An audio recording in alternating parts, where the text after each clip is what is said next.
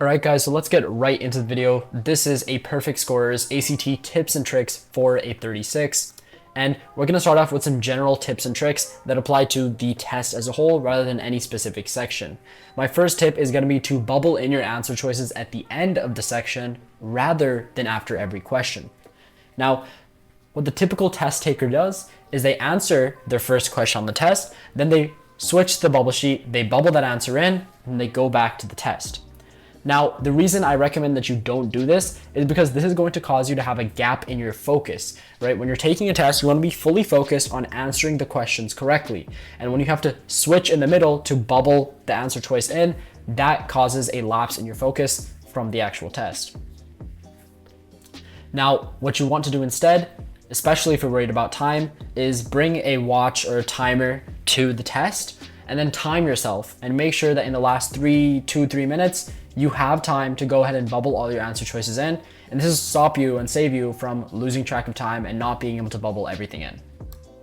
Now, tip number 2 is going to be to guess the last answer choice, which is E/K, right? So what you would typically expect to happen when you guess an answer choice is that every answer choice has a 20% chance of being correct, right? We have 5 answer choices, so we would expect A, B, C, D, and E to each have a 20% chance of being the correct one. If that's true, it wouldn't matter what you choose to guess.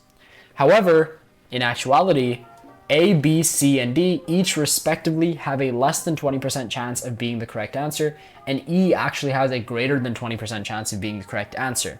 And this is taken from data across thousands of ACTs. So what does this actually mean? Well, this means that whenever you're guessing, you should choose answer choice E because on average, it's more likely to be correct. And this is how the ACT wants you to do it. Now, going off of that tip for guessing, another guessing tip is to guess in a straight line. So we do want you to guess the 5th answer choice, the last one, but also make sure you're always doing a straight line, right? Even if you're not going to guess E or K, what you have to make sure that you're doing is guessing in a straight line all of the same answer choices for 5 questions straight or 3 questions straight. So let's say you've done questions 1 through 35, and now you realize you only have 10 seconds left on your test, so you just have to bubble in some random answer choices. Rather than choosing F and then B and then H and then J, or going diagonal or crisscross, it's better to just go in a straight line, and that's going to mean that statistically, you have the most consistent guessing happening. So you have the highest chance of just getting a good average amount of these questions correct, rather than diluting yourself. And so what this does is, let's say if you guessed F and then B and then H and then D and then J, well, you might get all of them correct off of luck from guessing, but you also might get all of them incorrect. Instead, if you just choose the same answer choice and just guess it 5 times in a row, well, you're basically guaranteeing that you're at least going to get one of those correct. And that's what you want to be doing, kind of playing with the statistics.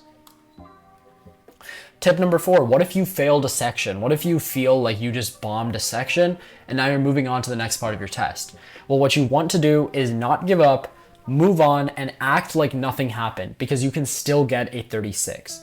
And I know people who have gone through the reading section, thought that they got a 33 or a 30, right? And instead they actually ended up getting a 35 or a 36. And the reason it works like this is because the ACT has a lot of 50-50 questions. There are a lot of questions where there are 2 answer choices and both of them seem like they could be correct. And when you get a lot of those questions that you're not 100% sure what the correct answer is, you're gonna get this impression in your brain that you didn't get those questions correct.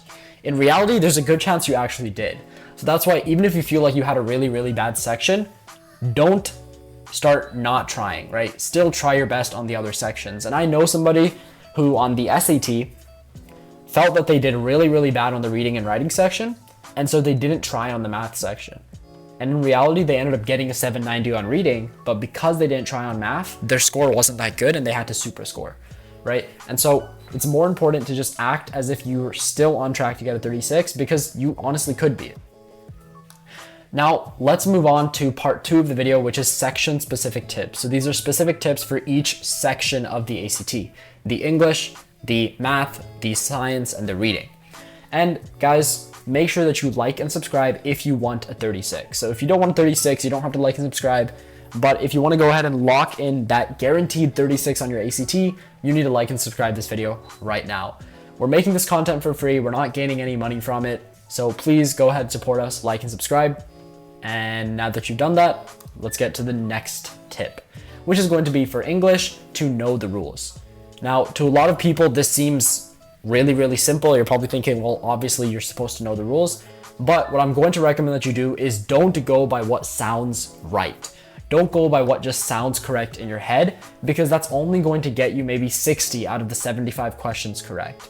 The reason for this is because most people who take the ACT are fluent in English, and the ACT test takers know that, but they don't want every single person fluent in English to get a 36. And so what they do is they make questions that you can't get correct just off of sounding them out in your head, right? So if you just try out the different answer choices, you sound them out in your head, well, you're not going to get all of the questions correct. You're probably going to get 10, 15 questions wrong, because some of the answer choices are actually meant to trick you. They're going to sound correct, but in reality, they're incorrect. So that's why it's more important, rule by rule, question by question, learn how to do that methodically and the correct way, rather than just by what sounds right. Now, for the math section, one big tip that a lot of people don't know is the questions get harder as you go. If you haven't taken a practice test, you don't know this, but if we look at question 3, this is a very simple algebra question. But now when we move to question 58, this is a pretty complex and difficult question to do, right? And so what this means is that even though you get 60 minutes for 60 questions on the math section, you need to allocate less time for these starting 30 questions that are way easier, and you need to allocate more time for the last 30 questions, and specifically, and very importantly, the last 5 to 10 questions on the test, because those can take you way more than, a minute per question or even 2 minutes per question. So know that when you go through the test, even if the first 30 questions feel easy, good, they're supposed to feel easy. Don't waste your time trying to check them or check if they're correct, because you need to move on and do the harder questions. Now, for the reading part of the test, I'm going to recommend that you read the entire passage in one go without trying to skim or go through too fast.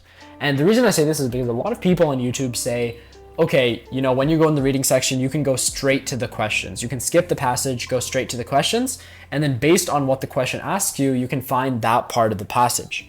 Now, the issue with this is that you're going to have to switch from the question to the passage again and again, and you're wasting time having to switch from one to the other. And you're going to end up having to just read the same thing over and over again. The other thing is you have purpose questions that ask you about the passage as a whole. So rather than trying to read through the passage really, really fast or skim through it or even skip it entirely, read it all in one go. And after that, I promise you, you're going to be able to answer probably most, if not all, of the 10 questions per passage. And if you can't, of course, you can go back to the passage, but it's going to help that you've actually read and thoroughly understood what the passage is talking about. Now, for the final section on the ACT, this is the most surprising tip for people. For science, don't study science. That's right.